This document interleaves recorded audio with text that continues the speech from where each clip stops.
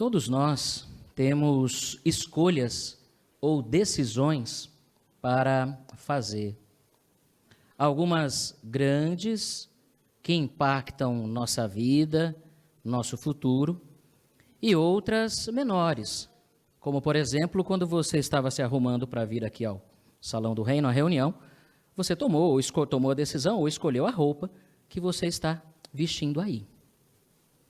Mas veja, querido irmão e querida irmã, que decisões nós não podemos fugir. É claro que nem todas elas envolvem uma questão de vida ou morte, mas muitas decisões que tomamos podem ter um grande impacto na nossa vida. Quando tomamos boas decisões, temos uma vida feliz, satisfatória, plena. Agora, quando tomamos decisões ruins, aí temos que arcar com determinadas consequências desagradáveis. Bem, mas junte-se a isto o fato de hoje vivemos num sistema hostil, que é feito para nos derrubar. Acrescente-se a isso o fato de que a nossa vida também é curta, e com isso as pessoas sentem uma necessidade de vivê-la com uma certa intensidade. Talvez você vá concordar com as palavras aqui registradas no Salmo. Por favor, pega a sua Bíblia ou acessa o seu dispositivo eletrônico. No Salmo de número 90. Salmo 90. E note uma parte de uma oração feita por Moisés a Jeová. Inicialmente o versículo 10, olha o que ele diz. A duração da nossa vida é de 70 anos. 80 para os mais fortes, mas esses anos são repletos de dificuldades e tristeza. Passam depressa e logo desaparecemos. Concorda com essas palavras de Moisés? Parece que a nossa vida é assim, não é? Por isso é que é tão importante tomarmos boas decisões que nos beneficiam e que principalmente agradem ao nosso Pai, o Senhor Jeová. Bem, mas talvez você já tenha ouvido a seguinte expressão antes de você tomar uma decisão. Alguém chegou, bateu em você e lhe disse, olha, siga seu coração. E agora? Seria essa uma decisão sábia? Algumas pessoas dizem que querem seguir o seu coração. Mas note o que a Bíblia fala a respeito deste coração. Não o nosso coração físico, mas o nosso coração figurativo, coração simbólico. Aquilo que é a sede de nossas emoções, motivações e sentimentos. A pessoa que somos no íntimo. Pega a Bíblia, por favor, e vamos ler juntos Jeremias, capítulo 17. Então você vai abrir aí em Jeremias, capítulo 17, e vai dar a sua atenção ao versículo de número 9. Diz assim, o coração é mais traiçoeiro, e se você até clicar na notinha, você vai perceber, mais enganoso do que qualquer outra coisa e está desesperado. Quem pode conhecê-lo? Ou como verte uma outra tradução, quem pode entender o coração? Não há nada que engane tanto como ele, está doente demais para ser curado. Bom, já que não podemos confiar em nosso coração ou em nossas emoções imperfeitas, em quem vamos confiar? Ou a quem vamos recorrer em busca de sabedoria? Volta um pouquinho naquela oração feita por Moisés. Por gentileza, volte ao Salmo 90. Salmo 90. Agora veja o que ele pediu a Jeová. E é o mesmo pedido que nós queremos fazer também. Ele diz assim, ensina-nos a contar os nossos dias para que possamos adquirir um coração sábio. Moisés sabia que se dependesse dele, não seria bem sucedido. Mas percebeu? Ele pede aqui para que Jeová o ajude a contar corretamente os seus dias, ou seja, a viver corretamente, plenamente e satisfatoriamente a sua vida. E ele diz para que possamos adquirir um coração sábio. Mas como é que nós vamos conseguir adquirir tal coração, já que não nascemos assim? Bom, nós podemos nos lembrar que Jeová amorosamente nos dá informações, instruções, orientações que nos ajudam a fazer boas escolhas e que nos ajudam, por assim dizer, a corrigir nosso coração, tornando-o sábio, e isso vai nos ajudar a tomar boas decisões em nossas vidas. Nós queremos, portanto, fazer como Moisés e nos socorrer em Jeová, buscando a sua orientação. Mesmo que seja decisão pequena ou seja uma decisão grande, sempre buscaremos a sua sabedoria. Na verdade, nós queremos ter em mente aquilo que Provérbios, no capítulo 2, versículo 6, fala para a gente. Por favor, vamos recorrer mais uma vez à Bíblia. E deixa aí marcado, por favor, porque a gente vai ler outros versículos. Mas note o que fala, o proceder de sabedoria. Versículo 6 de Provérbios 2, diz assim: pois é Jeová quem dá sabedoria, da sua boca procedem conhecimento e discernimento. E esse conhecimento, essa sabedoria, Jeová dá amplamente a qualquer tipo de pessoa, independente de sua classe social, seu grau de instrução. Jeová não olha para isso. Jeová olha para o íntimo da pessoa e quer saber se ela quer aprender dele. E aí, ele vai dar todo o suporte. Mas veja que adquirir esse coração sábio não é um processo automático ou milagroso, como que se Jeová fizesse assim e nós já estivéssemos com o coração sábio. Se você observar o contexto, a partir agora do versículo 1 de Provérbios 2, você, querido irmão e querida irmã, vai observar algumas coisas que nós precisamos fazer para conseguir alcançar essa sabedoria de Jeová. Note o que diz o versículo 1. Meu filho, se você aceitar as minhas declarações, veja, então primeiro precisamos aceitar e guardar no coração os meus mandamentos, os mandamentos de Jeová. E como fazemos isso? Olha o versículo 2. Ouvindo atentamente a sabedoria e inclinando o seu coração ao discernimento. Além disso, se você clamar pelo entendimento e erguer a voz pedindo discernimento, se você persistir em procurar essas coisas como a prata e continuar a buscá-las como a tesouros escondidos, então você entenderá o que significa temer a Jeová e achará o conhecimento de Deus. Conseguiu perceber aqui algumas ações que nós precisamos fazer? Não apenas esperar que venha de Jeová, ele vai fornecer ricamente, mas ele espera uma contrapartida nossa. Note algumas expressões: ouvindo atentamente, inclinando o coração, clamar pelo entendimento, pedir discernimento. E isso a gente faz quando a gente ora a Jeová, pedindo o seu entendimento, sua sabedoria. Também encontramos a expressão persistir em procurar e continuar a buscar. Então é essa atitude que nós queremos ter. Buscar o conhecimento, a sabedoria que vem da parte de Jeová. E é claro que nossa presença a essa reunião e estarmos usando a palavra de Deus mostra a nossa disposição positiva neste sentido. E na verdade, cada um de nós deveria então buscar alcançar algo mais, além dessa sabedoria que foi descrita aqui em Provérbios.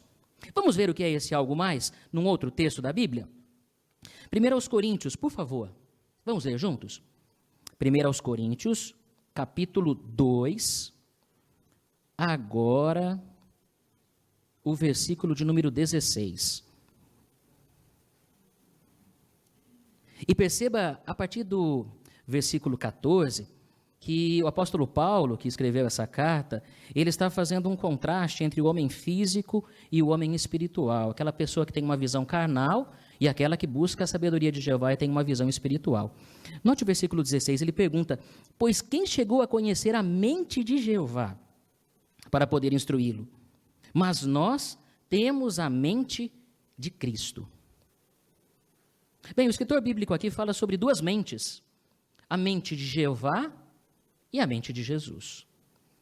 É claro que nós, humanos imperfeitos, nunca alcançaremos a mente de Jeová, tampouco a mente perfeita de Jesus. Mas a Bíblia fala que nós que devemos seguir de perto o exemplo deixado por Jesus. Não é isso que a Bíblia fala? Quando seguimos de perto o exemplo de Jesus, automaticamente nós estamos imitando a quem também? Já que Jesus é um reflexo do Pai. Sim, imitamos a Jeová.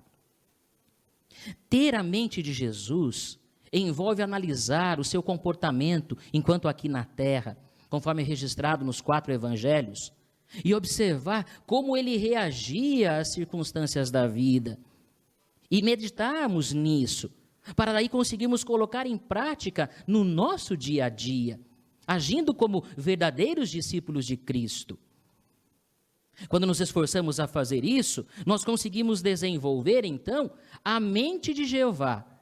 Não no sentido pleno, nós já mencionamos, nós sequer chegamos perto do conhecimento de Jeová, muito longe, nós somos muito pequenos. Mas ter a mente de Jeová envolve entender o seu ponto de vista sobre as coisas. E pensar em Jeová, em como ele está vendo ou pensando, o que ele pensa, como ele reage àquilo que nós estamos fazendo, ou àquilo que iremos decidir fazer. Percebemos então a importância de adquirirmos esse coração sábio, modelado no padrão de Jesus e no padrão de Jeová. O fato de estarmos aqui mostra que queremos ser modelados por Jeová. Quando temos uma boa rotina de estudo da Bíblia e de meditação, também mostramos que estamos buscando desenvolver um coração sábio. Quando tiramos proveito das publicações cristãs, as publicações bíblicas, também, assim como tiramos proveito de programas das assembleias, congressos, o JW Broadcasting. Note com isso que Jeová dá uma quantidade grande de informações, mas nós queremos fazer a nossa parte e usá-las, deixar que entrem em nossa mente e que atinjam o nosso coração, e isso vai ser refletido em nossas ações, em nossas escolhas. Na verdade, nós queremos permitir que Jeová faça o que a gravura número 1 apresenta. Por favor, irmãos, se vocês puderem colocar para a gente na tela. Aí, você observa um oleiro fabricando um vaso. À direita é o resultado final. Mas note que à esquerda, ele está preparando a argila, o barro, não é? E o barro tem que ser maleável, fácil de modelar. Aí no meio nós observamos que ele está trabalhando com as mãos úmidas, né? Com a água, e depois a gente observa o resultado final ali à direita. Aí queremos perguntar, que tipo de barro eu sou? Você é? Que tipo de coração é o nosso? Um coração maleável, que permite que Jeová trabalhe? Como nós reagimos quando Jeová dá uma apertadinha na gente, como a gente vê ali na figura no centro? E note que a mão tem que estar molhada, não é? Com água, o oleiro, senão fica difícil. E que água que Jeová usa para modelar-nos? A própria Bíblia diz sobre águas da vida relacionadas ao conhecimento que Jeová nos apresenta. Obrigado, irmão, pela gravura número 1. E pensando nisso, irmãos, em nos deixar moldar por Jeová, a partir de agora nós vamos considerar juntos 2 áreas em que nós queremos mostrar que temos um coração sábio, ou que permitimos que Jeová nos molde de maneira correta. Nós vamos fazer isso lembrando inicialmente de Provérbios no capítulo 19. Por favor, vamos ler mais esse texto? Provérbios no capítulo 19, versículos 2 e 3. E essas 2 situações, 2 áreas em que vamos observar, tem que ver quando ficamos decepcionados. Porque, infelizmente, vão acontecer situações em que ficaremos decepcionados. Agora, como um coração sábio pode nos ajudar? Então, vamos lá. Provérbios, capítulo 19, versículos 2 e 3. Note o conselho que a Bíblia dá. Não é bom a pessoa não ter conhecimento, e quem age precipitadamente peca. É a tolice do homem que distorce o seu caminho e o seu coração fica furioso com Jeová. Sim, às vezes ao passarmos por decepções, frustrações ou momentos de tensão e de estresse na vida, se não tomarmos cuidado, poderemos agir de maneira precipitada.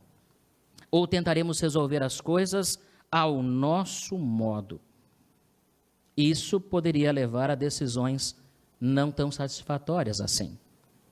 Mas observa que é a tolice do homem que distorce o seu caminho. E se o seu coração não está pleno, não tem sabedoria, a sabedoria de Jeová, ele vai ficar furioso com Jeová. Talvez não diretamente com Jeová, mas pode ser que ele tenda a querer se afastar do caminho da vida. E isso seria muito prejudicial. Então vamos à primeira área. Quando ficamos decepcionados com os nossos irmãos. Sim, porque isso pode acontecer. Afinal de contas, todos nós somos imperfeitos. Temos boas qualidades, mas também temos defeitos. A imperfeição nós carregamos. E agora? Como reagir com isso? Note um conselho que Jeová nos dá aqui em Eclesiastes, por favor. Eclesiastes no capítulo 7. Eclesiastes 7, 20 ao 22. Diz assim, encontrou?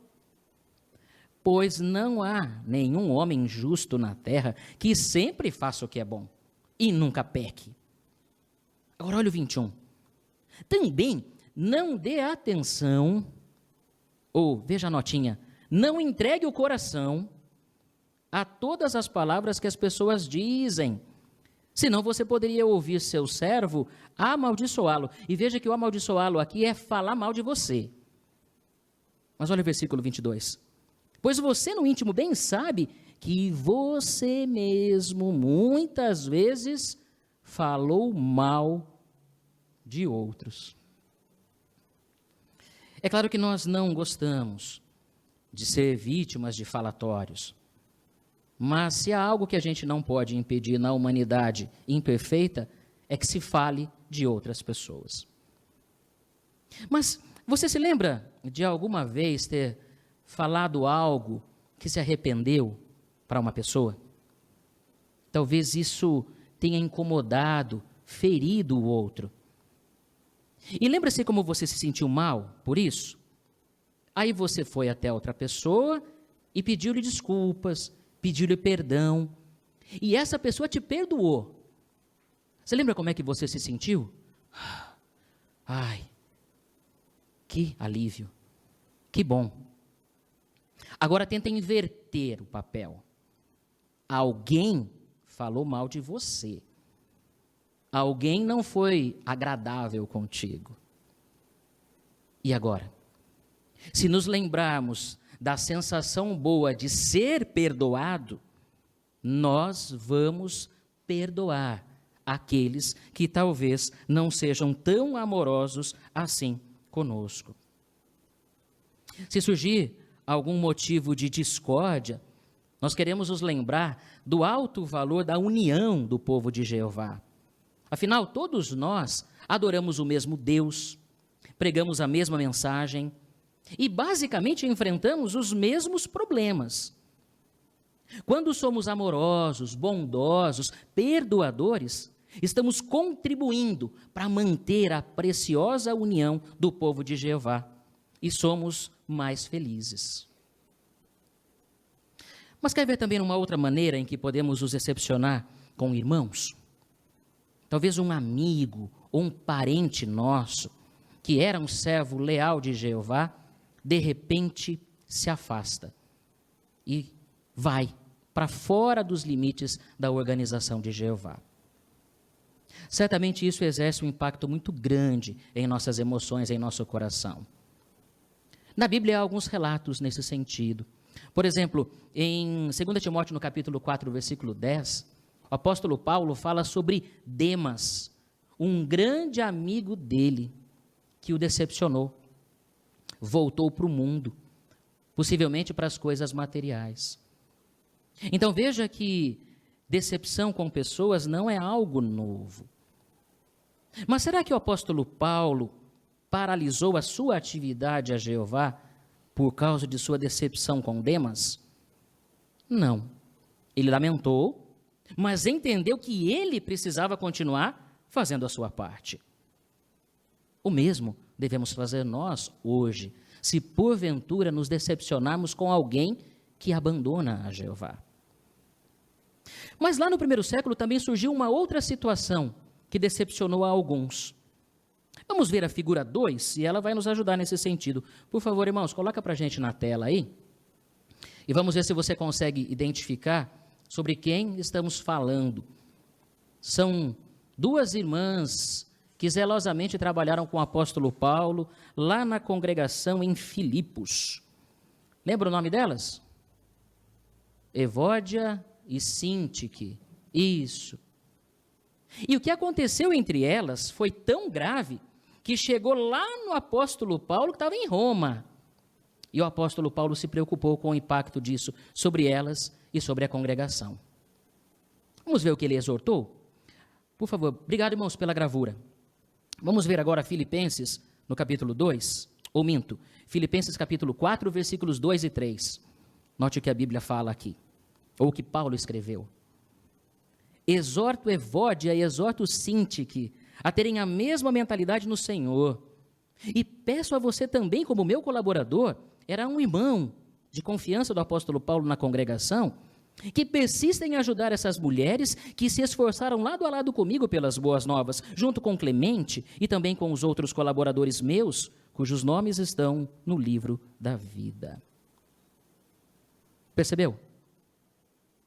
Se você estivesse na congregação lá em Filipos, e tivesse Evódia e Sintique com o problema, e lembre-se que isso afetou a congregação inteira, você tomaria um lado? Olha, eu sou da turma da Evódia. Não, eu sou da turma da Sintique. O apóstolo Paulo tomou o lado de alguma delas aqui? Não. Ele elogiou as duas, porque eram cristãs maduras, mas que naquele momento não agiram com o coração sábio. O que tiramos de lição? Que às vezes iremos lidar com diferenças de opinião, diferenças de personalidade, mas queremos agir com sabedoria, a sabedoria de Jeová, e agir de modo pacífico para resolver essas diferenças. Tudo vai depender, querido irmão e querida irmã, da forma como olhamos de um para com o outro. Por exemplo, coloca para a gente a figura número 3 na tela. Vamos observar. Aí, está ela. O que você, irmão ou irmã, me diz? É uma figura bonita? Parece um pouco estranha, não parece? Tem algumas marcas escuras, há um desalinhamento, parece até um telhado meio furado, não é assim? Tão bonito não é, não é? Mas, por favor, a figura número 4 agora. Agora ficou bonito, não ficou? A figura anterior era um detalhe microscópico da asa da borboleta e daquilo que compõe algumas escamas, não é? Que parecem um telhado. Mas você percebeu? Se a gente focar a nossa mente num detalhe, ficarmos lá buscando algo, nós vamos encontrar algum tipo de imperfeição. Nos nossos irmãos, nas nossas irmãs, em nós mesmos. Mas será que a questão é ficar olhando lá o mínimo defeito do irmão ou da irmã e trazendo isso à atenção? Ou nós queremos olhar o quadro completo, como nós vemos da bela borboleta? Obrigado, irmãos, pela gravura. Um coração sábio, portanto, vai nos ajudar a fazer as escolhas certas e desenvolvermos a atitude correta nos nossos relacionamentos. Um coração sábio nos levará a mudar o foco. Nós não vamos querer ficar olhando para o defeito do irmão ou da irmã, mas valorizaremos as suas muitas qualidades. Afinal de contas, essa pessoa foi atraída por Jeová. Jeová a considera como sendo uma pessoa valiosa. Por que nós, imperfeitos, iríamos tentar desmerecer o valor de um irmão ou de uma irmã assim. Vamos ao segundo desafio, irmãos, que envolve decepção. O segundo desafio envolve quando algo que esperamos não acontece. Por exemplo, você já deve ter ouvido alguma vez alguém que serve a Jeová por muitos anos dizer o seguinte: eu nunca pensei que esse sistema fosse durar tanto tempo. Tem alguns irmãos ou irmãs que diziam assim: eu não achei que meus filhos iriam envelhecer nesse sistema antes de vir o novo mundo. Mas o tempo passou. E agora? Seria isso motivo, por exemplo, para desanimar? Bem, lembre-se que nós, testemunhas de Jeová, não somos infalíveis. Nós não somos inspirados por Jeová, assim como os escritores da Bíblia foram. Então, mesmo as testemunhas de Jeová podem cometer alguns equívocos.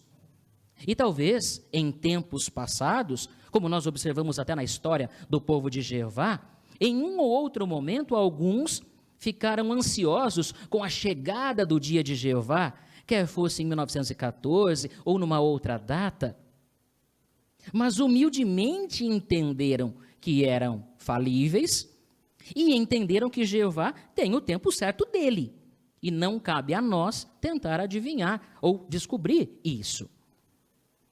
A passagem do tempo, portanto, não deveria nos desanimar, deveria sim fortalecer a nossa fé, porque nós somos testemunhas oculares do cumprimento de promessas, de profecias bíblicas. Estamos vivendo na época mais marcante, mais momentosa de toda a humanidade. E como Provérbios no capítulo 4, versículo 18 diz, a luz espiritual, ela vai clareando mais e mais.